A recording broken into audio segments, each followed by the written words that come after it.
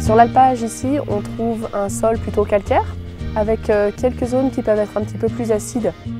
Sur la Haute-Savoie, on a aussi quelques zones qui peuvent être un peu plus granitiques, donc qui auront des sols un petit peu plus acides, qui seront un petit peu différents de ce qu'on peut retrouver comme végétation ici. En fonction des différentes zones, on va avoir différents types de végétation et du coup ça va influencer sur la qualité du lait, sur sa composition, essentiellement sur la matière grasse.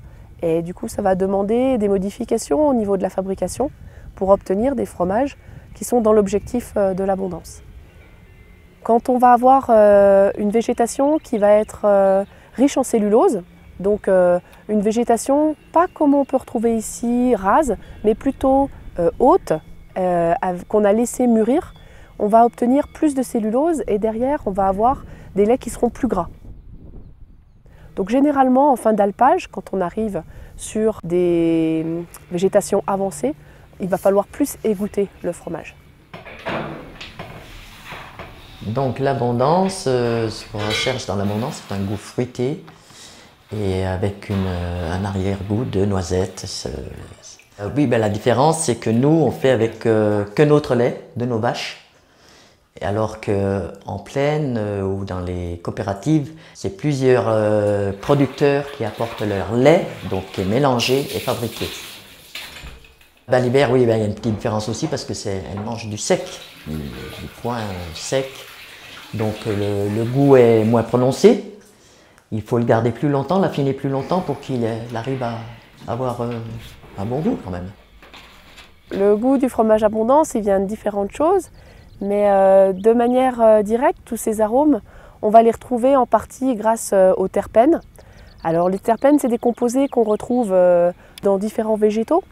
Donc on peut les retrouver dans certaines graminées, dans certaines fleurs. Et ça, c'est un petit peu la carte d'identité d'un pâturage. On va retrouver ces différents terpènes ensuite qui vont passer dans le lait. Et bien sûr, après, ils vont passer dans le fromage. Et c'est ce qui va donner le goût et la signature du fromage. En fonction du type de végétation qu'on va retrouver, le lait va changer. On va pouvoir avoir des laits plus ou moins riches en azote ou plus ou moins riches en matière grasse.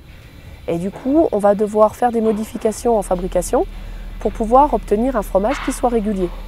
Donc on va être amené, à certaines périodes de l'année, à égoutter un petit peu plus le grain, donc à chauffer un peu plus ou à brasser un peu plus. Alors régulièrement, quand je viens en appui technique avec Suzanne, on discute des résultats qu'elle obtient sur sa fabrication.